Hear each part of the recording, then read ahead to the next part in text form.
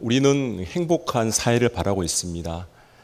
모든 사람이 행복하게 살 수 있는 그 사회, 그 나라가 되는 것이 사람들이 원하는 이상주의 사회, 국가일 것입니다. 그런데 실제로 모든 사람들이 행복하게 살아가냐? 그렇지 못하지 않습니까? 왜 그렇습니까? 여러 가지 이유가 있겠지만 특히 오늘날은 자기만 생각하는 개인주의, 이기주의가 누구나에게 있기 때문입니다.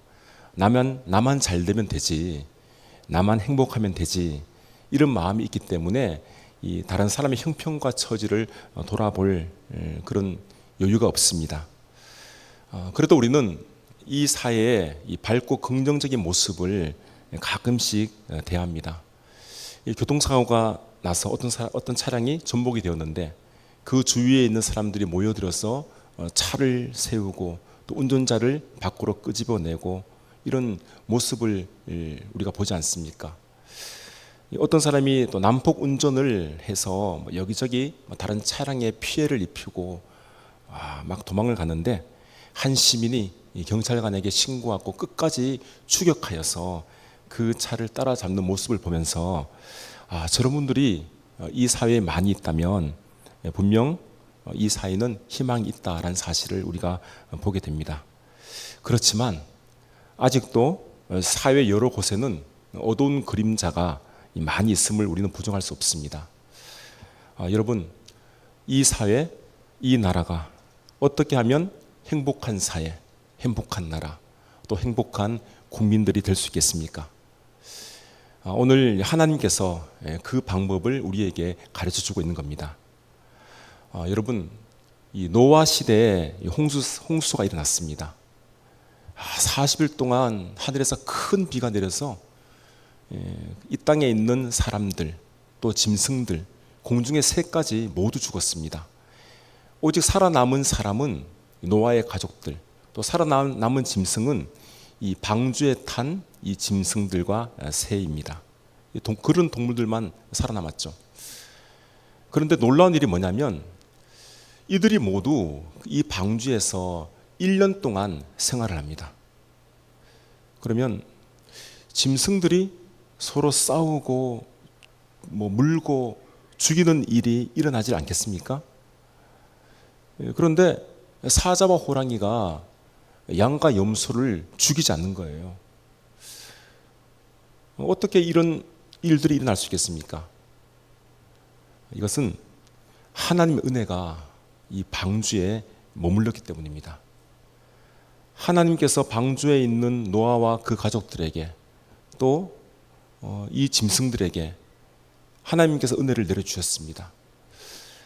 사자와 호랑이는 마치 어린 양처럼 아주 순하고 그 양과 함께 또 뒹굴고, 독사는 독을 뿜지 않습니다.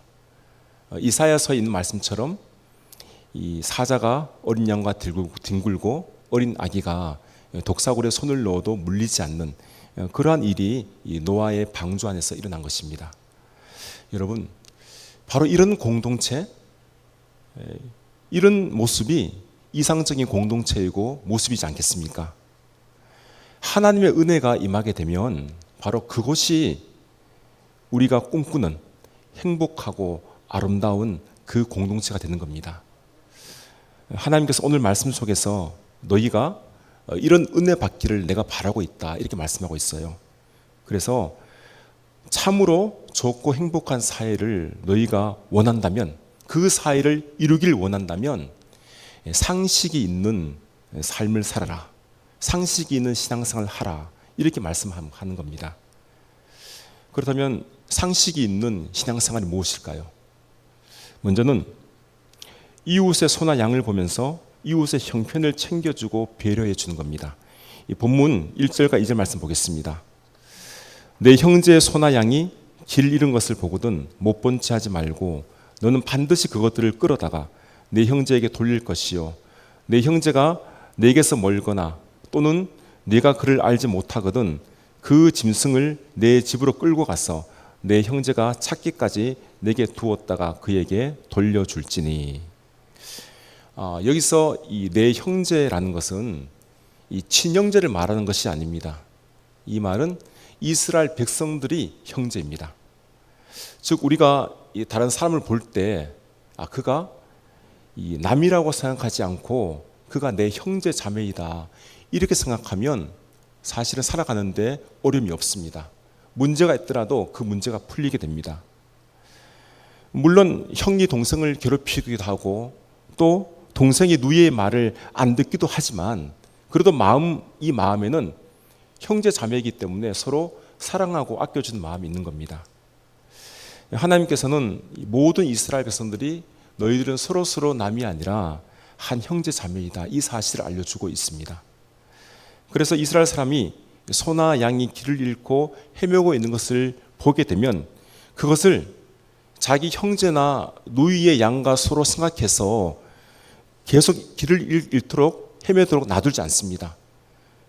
보는 즉시 소와 양을 자기에게로 가져다가 그 형제와 누이에게 돌려줄 겁니다. 만약 멀리 떨어져 있다든지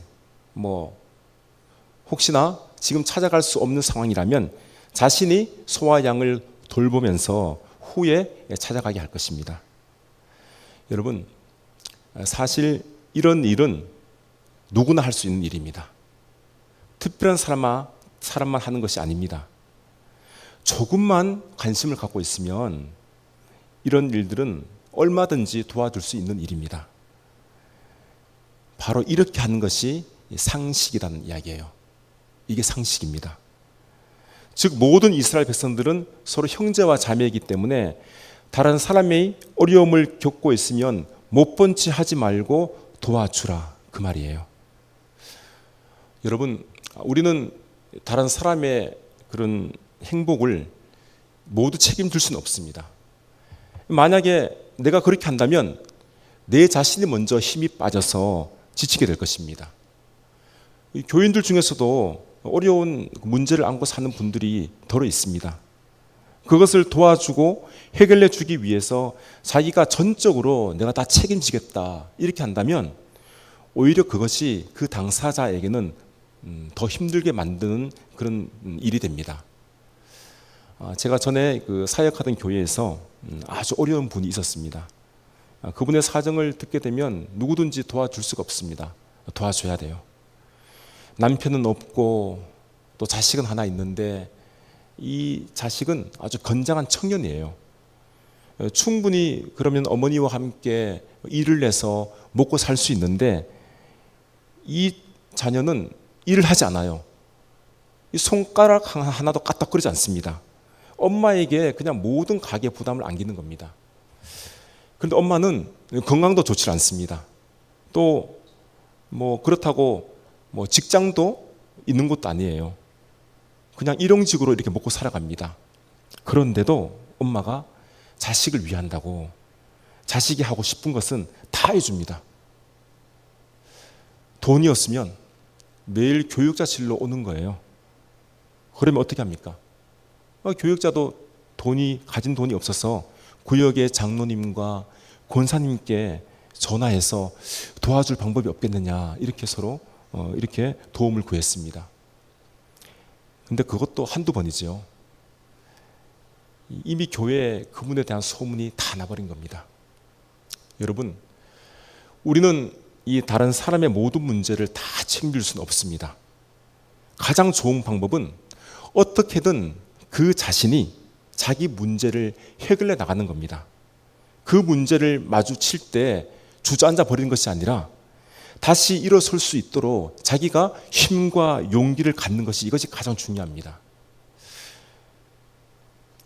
그런데 우리의 입장에서는 어떻게 해야 되겠습니까? 우리의 입장에서는 어려운 사람들을 보게 되면 최소한의 것조차는 외면하지 말아야 됩니다. 최소한의 것은 못 본 차지 말아야 됩니다. 가령 형제가 지금 먹을 것이 없어서 굶주리고 있어요. 그런데 너 스스로 알아서 해라 이렇게 말하는 것은 잘못이에요. 우리 주위의 형제 자매가 굶어서 고통당하는 일이 없도록 해야 되는 거죠. 추운 겨울에 연료가 없어서 냉방에서 벌벌 떨고 있는데 그걸 알면서도 너 스스로 알아서 일어서라 이렇게 말하는 것은 옳지 않습니다. 최소한으로 기름을 뗄 수 있도록 지원해 줘야 되는 거죠. 지원해 주면서 너가 일어서도록 만드는 것이, 이것이 바로 상식된 행동입니다. 본문에 보면 몇 번씩이나 못 본 채 하지 말라 이렇게 말씀하고 있지 않습니까? 우리 1절 말씀에서도 못 본 채 하지 말고, 또 3절 또 마지막 부분에서도 못 본 채 하지 말라, 또 4절에서도 내 형제의 낙이나 소가 길에 넘어진 것을 보거든 못 본 채 하지 말라 이렇게 말씀하십니다. 이렇게 거듭 말씀하시는 것은 하나님께서 하시는 중요한 말씀입니다. 여러분, 우리 주위나 형제가, 우리 주위 형제나 자매가 이 어려움에 빠진 줄 알면서도 모른 체 하면 안 됩니다. 못 본 체 하면 안 됩니다. 그들이 비록 믿지 않는 자들이라 할지라도 최소한으로 그들을 도와주는 것이, 이것이 바로 상식된 행동이다라는 말입니다. 그런데 오늘날은 사실 도와주고도 욕을 얻어먹고 피해를 당하는 일이 가끔 있습니다. 도와줬는데도 불구하고 오히려 피해를 당해요. 근데 그렇더라도 우리가 안다면 말씀처럼 모른 체 하면 안 됩니다. 내가 할 수 있는 최소한의 것을 마땅히 하는 것이, 이것이 바로 상식된 행동이다라는 말씀입니다. 하나님께서 말씀하시는 것은 이 세상의 가난한 자를 모두 도와주라는 말씀이 아닙니다. 이 세상의 모든 불쌍한 사람들을 네가 다 먹여 살려라 이 말씀이 아니에요. 예수님께서도 가난한 자들, 병든 자들, 불쌍한 자들 물론 도와주셨지만, 고쳐주셨지만 모두 돌봐주시고 고쳐주신 것이 아니에요. 하물며 우리가 어떻게 어려운 자들을 모두 도와줄 수 있겠습니까? 다만 자신의 능력의 범위 안에서 조금만 관심을 갖는다면 도와줄 수 있는 거죠. 최소한의 것으로 도와준다면 그가 일어서는데 아마 큰 힘이 될 것입니다. 여러분, 우리가 인사하는 것도 그렇습니다. 이 서로 만나면 인사를 하지 않습니까? 서로 반갑게 인사하는 것은 내가 그래도 너에게 관심이 있다 이런 표현이에요. 내가 당신에게 관심이 있습니다. 내가 잘 알지 못하는 사람에게도 내가 먼저 인사하게 되면 그 사람이 나의 인사를 받고 나서는 그분의 마음의 문도 조금씩 열리는 거예요. 최소한 우리가 할 수 있는 것, 이것 하는 게 바로 상식이라는 겁니다. 하나님께서는 이스라엘 백성들에게 이웃을 내 몸처럼 생각해라, 이것을 중요하게 말씀하셨습니다. 왜냐하면 이스라엘 백성들이 하나님께 구원을 받았다면 그 후의 삶은 너희가 서로 사랑하며 살아가기를 하나님께서 원하셨기 때문입니다. 구원받은 사람들끼리 서로 챙겨주고 관심을 갖는 것이, 이것이 바로 하나님의 법입니다. 이게 법이에요. 여러분, 이렇게 할 때 가장 중요한 것이 뭐냐면 이 상대방의 입장에서 보는 겁니다. 상대방의 입장에서 생각해 보는 거예요. 내가 저 사람이라면 저분은 어떤 마음을 가지게 될까? 이것을 생각할 수만 있다면 우리는 서로에게 많은 관심을 갖게 되고 또 필요한 것이 있으면 나누어 주는 겁니다. 예수님께서도 분명히 이렇게 말씀하셨습니다. 그러므로 무엇이든지 남에게 대접을 받고자 하는 대로 너희도 남을 대접하라. 이것이 율법이요 선지자니라. 모든 사람 마음에는 남에게 대접을 받고 싶어하는 마음이 있어요. 다른 사람에게 나를 인정해 달라 이런 마음이 있습니다. 그러나 하나님께서는 내가 그런 대접을 받기 전에 네가 먼저 남을 대접하고 인정해 주라 이렇게 말씀합니다. 그렇게 할 때 모든 사람이 행복해질 수 있게 되는 것입니다. 성도 여러분, 우리 교회의 모든 성도들께서 이런 마음을 꼭 가질 수 있기를 바랍니다.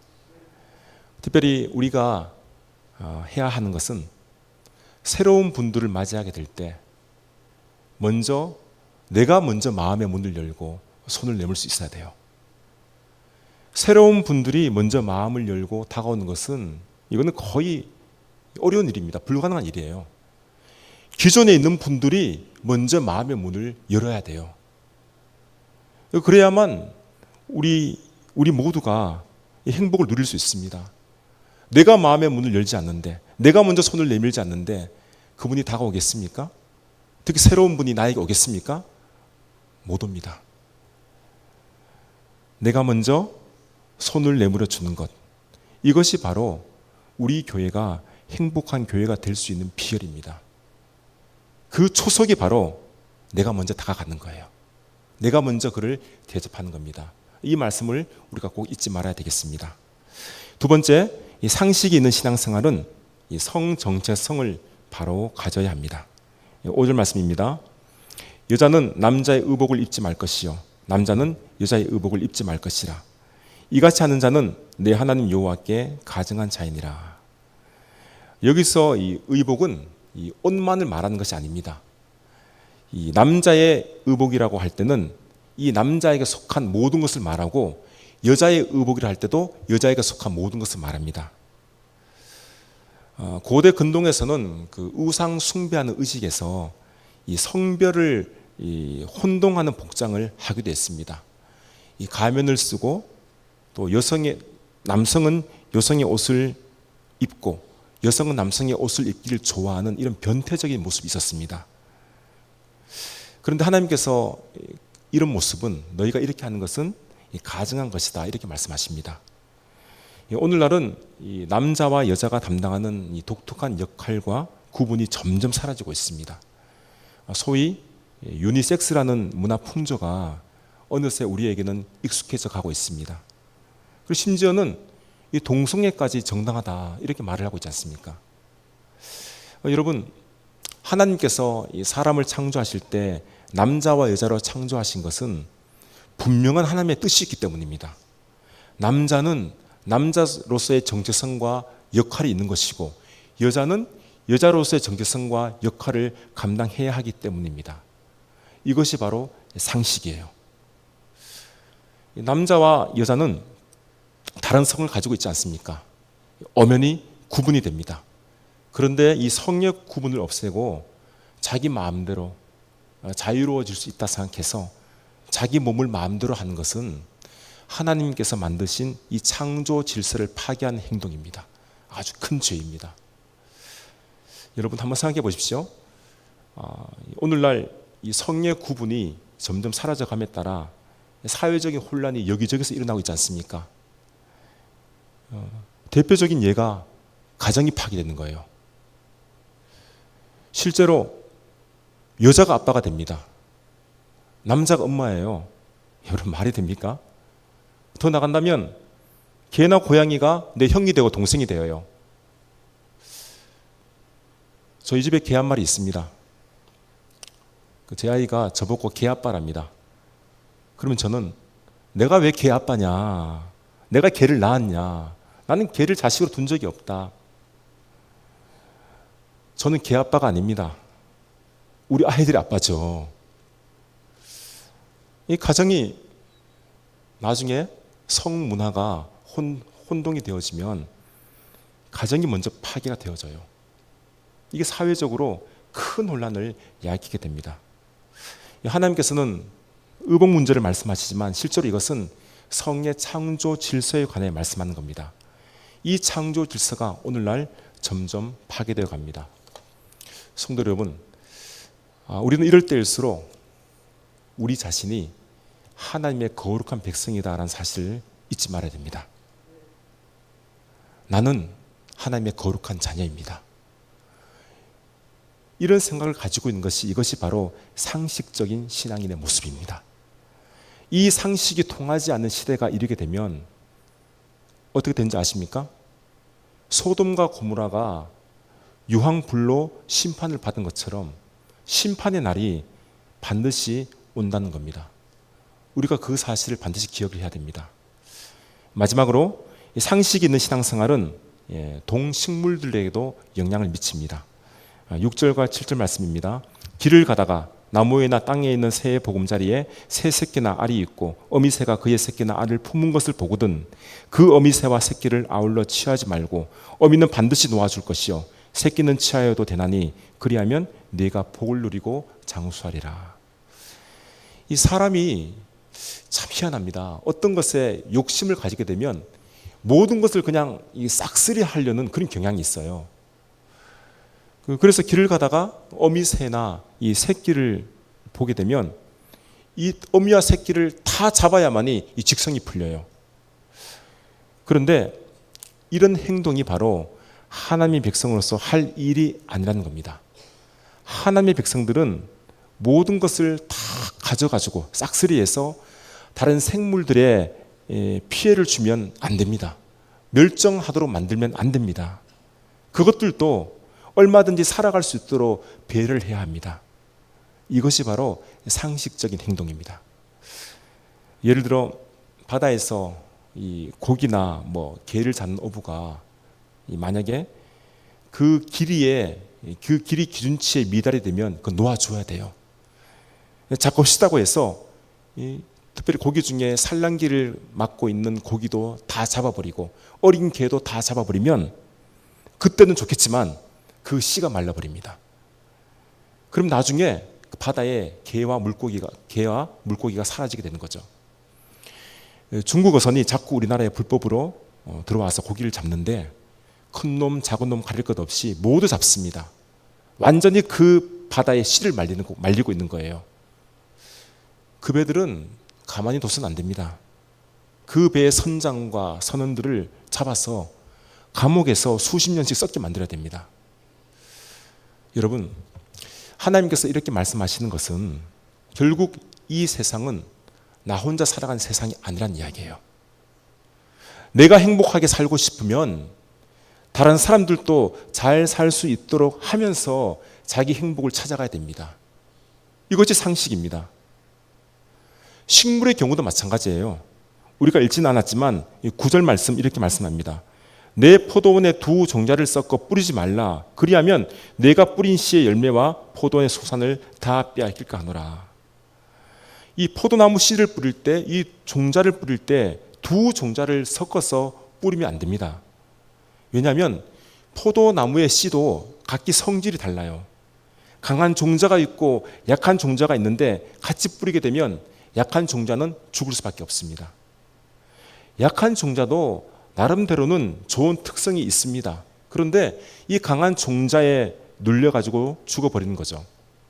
이 강한 것은 이 약한 것의 양분을 빨아먹으면서 자라게 되는데, 그런데 이 강한 것도 약한 것이 죽게 되면 나중엔 환경 변화에 적응을 하지 못합니다. 그러면 강한 종자도 살아남기가 어려워요. 결국에는 이것도 저것도 안 되어서 그 농사가 다 망쳐버린다, 그 말씀을 하고 있는 겁니다. 그래서 이 강한 것과 약한 것을 붙여서 경쟁시키지 말고 처음부터 약한 것은 약한 것대로 특성을 살리고 강한 것은 강한 것대로 스스로 일어설 수 있도록 농사를 지으라는 겁니다. 이렇게 하는 것이 상식적인 행동입니다. 결국 하나님께서는 말을 하지 못하고 움직이지 못하는 식물이라 할지라도 너희가 억지로 심지 말고 그 특징을 잘 살펴서 그것이 마음껏 자기 능력을 발휘할 수 있도록 농사를 지어야만이 내가 너에게 복을 주겠다, 너를 장수하게 하겠다, 이렇게 말씀하시는 겁니다. 성도 여러분, 오늘 하나님께서 저와 여러분들에게 가르쳐 주시는 것은 이 모든 일들이 좋게 되고 복을 우리가 받으려면 상식적인 행동이 있어야 한다는 겁니다. 우리의 신앙생활도 마찬가지예요. 상식이 있는 신앙생활을 하면 복을 받습니다. 하나님께서 복을 내려줄 수밖에 없어요. 예배드리고 말씀을 가까이 하고 기도 생활을 하고 선한 일들을 감당하고 전도하는 것, 이건 성도로서 상식적인 신앙생활입니다. 그런데 이와 더불어 중요한 것이 있는데, 그것이 뭐냐면 우리가 살아가는 삶 속에서 부딪히는 모든 일상적인 그 생활, 이 생활들도 상식이 있어야 된다는 이야기예요. 주일날 예배 드리는 것만 상식적으로 하고 나머지 6일 동안 우리의 삶을 살아가면서 상기적인 행동을 하지 않는 것은 크게 잘못된 것입니다. 일상에서의 상기적인 삶을 살아가는 것이 뭐냐면 그 생활이 바로 너희의 예배의 생활이고 예배의 모습이라는 겁니다. 어쩌면 우리가 주일에 예배 드리는 것보다 6일 동안 살아가는 이 삶이 더 중요한 겁니다. 이 삶 속에서 우리가 일반적인 상식적인 행동을 해야 됩니다. 우리가 그런 삶을 살아가는 것이 우리의 신앙의 기준이 되는 거예요. 이게 신앙의 척도입니다. 이 시간 제가 로마서 12장 1절과 2절 말씀을 읽고 말씀을 마치러 갑니다. 제가 세번역 성경으로 읽을 테니 여러분 잘 들어보시기 바랍니다. 형제 자매 여러분, 그러므로 나는 하나님의 자비하심을 힘입어 여러분에게 권합니다. 여러분의 몸을 하나님께서 기뻐하실 거룩한 산 제물로 드리십시오. 이것이 여러분이 드릴 합당한 예배입니다. 여러분은 이 시대의 풍조를 본받지 말고 마음을 새롭게 함으로 변화를 받아서 하나님의 선하시고 기뻐하시고 완전하신 뜻이 무엇인지를 분별하도록 하십시오. 우리의 모든 삶이 하나님께 예배가 되는 삶이 되시기를 주님의 이름으로 기원합니다.